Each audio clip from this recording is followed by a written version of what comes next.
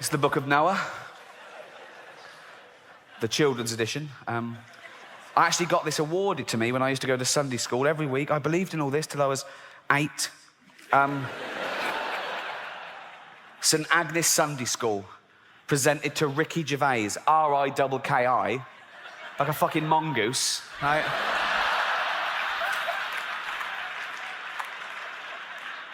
For regular attendance, not even for being good at anything, just for turning up, right? He's always here, give him a prize, he'll be back. Thank you, thank you. Let's have a look at the evidence. Long, long ago, when God first made the earth, I'll let both those points go, we haven't got time. Right. Long, long ago, by the way, according to the Bible, is 5,000 years. According to the Old Testament, the earth is no older than 5,000 years old, okay? It's actually 4.6 billion years old. Let's pop that in, pop that. 4.6 billion years ago, when God first made the earth and sky, all right, don't big it up, it's like, it comes as a package, really, doesn't it? I mean, do you know what I mean? The sky was never an optional extra. It's like, made you a planet, I can't breathe. Would you like an atmosphere? Of course I fucking would. So, well done, but everything was peaceful, everything beautiful. God made human beings too, and he wanted them to be good like himself. Arrogant. Right. But very soon they wanted their own way. They would not listen to God. They became wicked and did wicked things. Look at them doing wicked things there. You don't get much more wicked than that, do you? Fuck off. Oh, fuck off, wicked. Really. Fuck off, wicked. Really. Ah. God just looking on. Oh, carry on. See what happens. See what happens. Oh, see what happens. Yeah. Oh, see what happens. Bloke there running off with a big bag of money. Don't put it in a bank, you cunt. Right. God looked at them and said to himself, they are so wicked, I will have to wipe them off the face of the earth. Really? Really? Straight to genocide. What happened to 1 verbal and 2 written warnings? Straight to the annihilation of the entire human race because of fatty yellow trousers picked someone's nose. Really? Fuck. Anger management, man. Just calm the fuck down. Let's talk about this. Wow. I read that to Carl Pilkington, right? Who is, yes. Head like a fucking orange, I know, yeah. And I read that bit to him. They are so wicked, I'll have to wipe my face of the earth. And Carl said, he sounds gay. I said, what do you mean? He went, some gays are a bit like that. He thought God was like having a hissy fit. Like he's going, no, they treat me like a bastard. I'm going to treat them like a bastard. I'm going to show them. I'm going to wipe them out. I said, Carl, God is not gay, okay? Read the Bible. He hates them.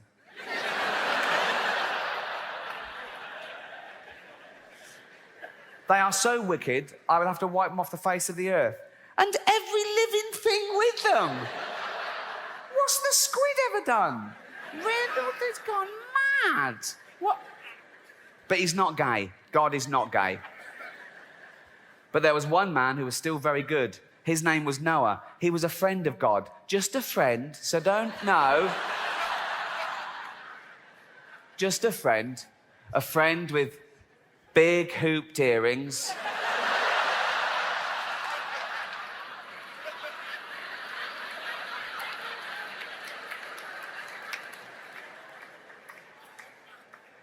Rouge. What's he doing? He lives in a cave. What's he doing with this? What are you doing? Seeing God.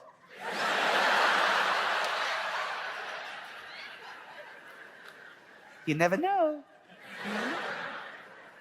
Handlebar moustache. Holding God's hand. Who's wearing a blouse?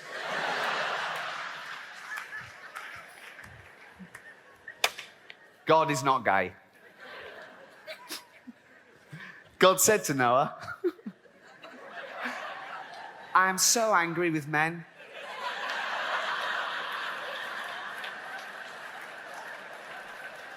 You mean men and women? Whatever. I am so angry with men that I have made my mind up to destroy them all. I have stretched my bow in the sky. It is a rainbow. That's got to be the world's first pun, hasn't it? It will make so much rain pour down on earth that everything will be drowned, but not you.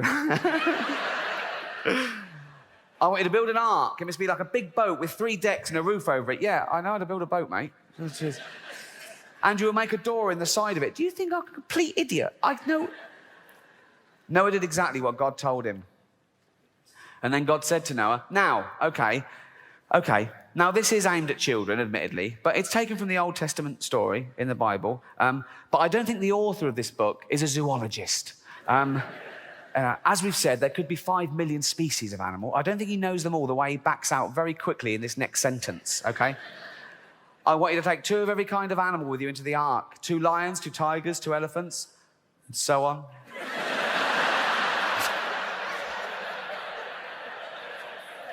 What? I've got lions, tigers, elephants, so on. On you go. Look after them well and keep them alive. And Noah did what God said. Now I want you to study that scenario. Okay, so God is angry with mankind. He's fed up with them. They're wicked, right? He's going to wipe them out and just start again with Noah and his wife.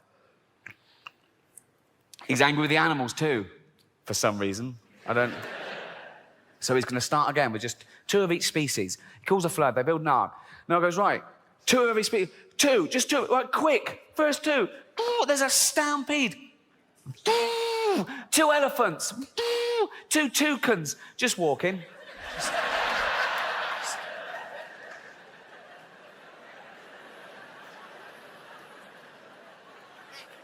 There's no rush. Just strolling, baby. I think this one is a bit more concerned than this one. This one's probably going, should we fly? Nah. No? Nah. I could do this all night.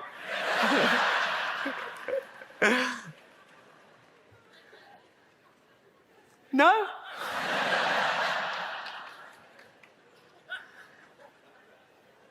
Nah.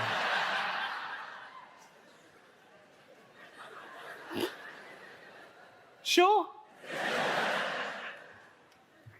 Yeah. I mean, we've got wings.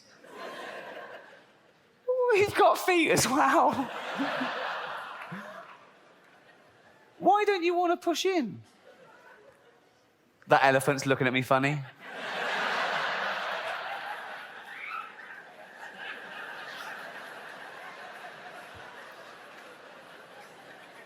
Yeah. I fucking am. If you try and push in, I'm going to stamp on you, you big-nosed twat. Hold on. Who are you calling big nose? What do you mean? No, it just... pot calling kettle black. What the fuck does that mean? What does pot... Well, you know, if a pot's... I'll forget it. I can't forget it. I'm a fucking elephant.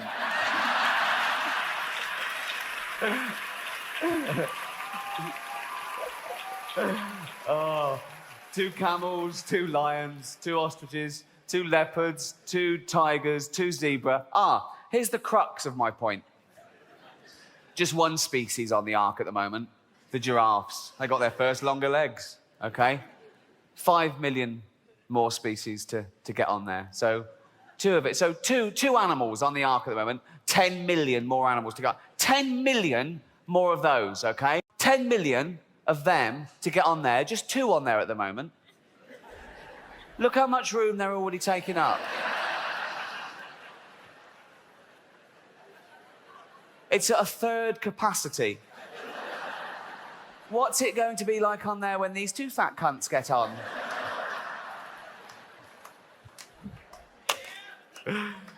Then God bent the bow of his anger and the rain came flooding down, covering the earth with water. It rained for 40 days and nights. The flood water rose higher and higher until it covered the tops of the highest mountains. Every living thing was drowned except Noah and the animals in the ark. And the fish. They were fine, weren't they? They were fine. They were loving it. They were better off. In fact, all the sea creatures. I mean, mountains underwater, their domain had increased like tenfold. Also, it's so much more interesting. You've got crabs going, I'm on a fucking mountain. This is amazing. I never want this flood to... I've never been up here before. I think of that when you see on the news, like if there's a little village in Gloucester flooded or something. And it's really sad. You see people, they've lost their homes and they're in dinghies and they're carrying their pets. And you see a little row of antique shops completely underwater. And I think of a fish just looking in the window of that antique shop for the first time.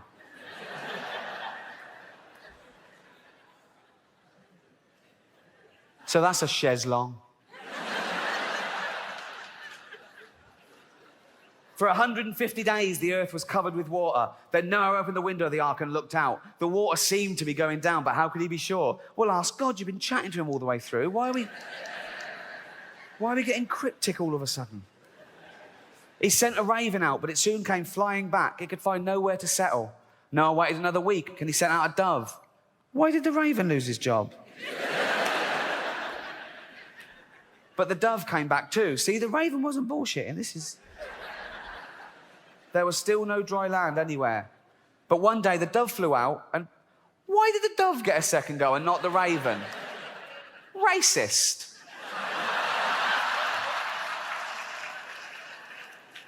But one day the dove flew out and brought back a green olive branch, and Noah knew that God was no longer angry.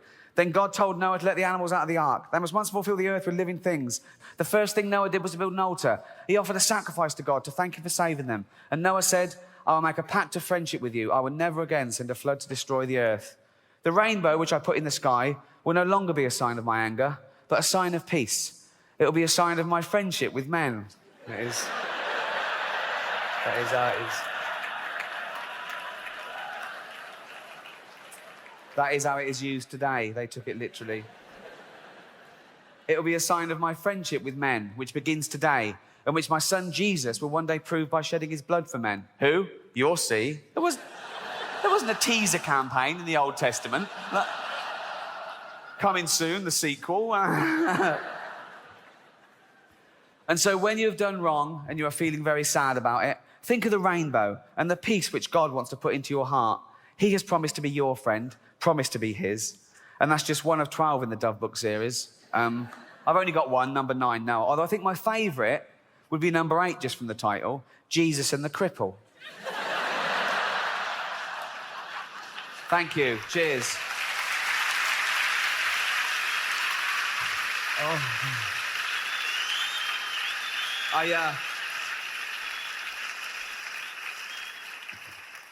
I read that whole book to Carl, and he believed it all. Why wouldn't he? It's written down. And I said, Carl, think, how could they get 10 million animals on a boat? Carl went, they said it was a big boat. Yeah, they did, that's true. I said, but they're all part of the food chain. They would have literally had to have eaten each other to survive. Why didn't the lion eat the antelope? Why didn't the spider eat the fly? And Carl said, because in a crisis, you all pull together.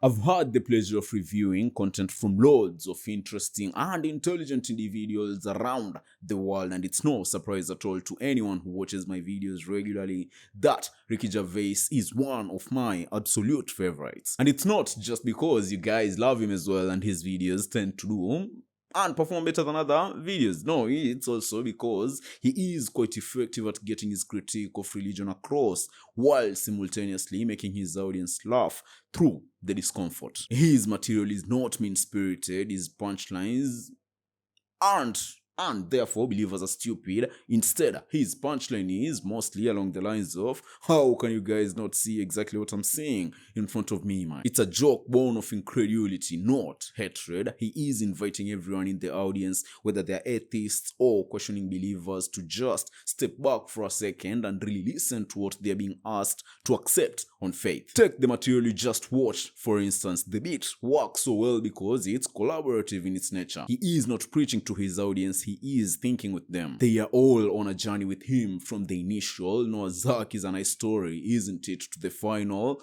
Wait a minute, ladies and gentlemen, how did the kangaroos get back to Australia? He is giving us, as well as his audience, permission to ask those questions, to laugh at the absurdity, and to realize that skepticism isn't about being a cynic, it's about refusing to turn off your brain. So it's no wonder that this is one of his most famous routines ever. It takes something enormous and intimidating, which is biblical literalism, and reduces it to a simple question about animal waste management. And once you've laughed at that, you can't really go back, man. That's the lasting impact of Ricky Gervais and what he does. He doesn't just win an argument, he changes the way you see the world, one perfectly crafted joke at a time.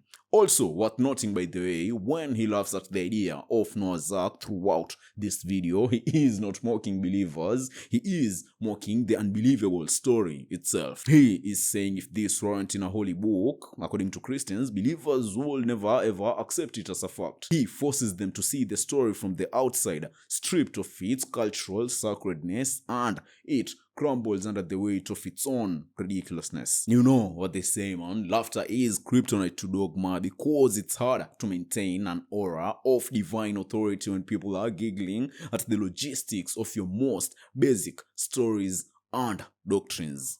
Well, really cool. Learn a thing or two, man, from Ricky here. He never gets drawn into the emotional mudslinging. He stays cool, calm, and collected, often with that smirk on his face. He comes across as a guy who's genuinely baffled by the things he's hearing, which makes him incredibly disarming because he's not a stern professor scolding you. He is your funniest friend looking at you with a raised eyebrow and saying, "You don't actually believe that, do you?" That tone is everything, man. So, ladies and gentlemen, let me know in the comment section below what your favorite Ricky Gervais religious joke is, and as always, thanks for hanging out for video number 5. See you next time, man.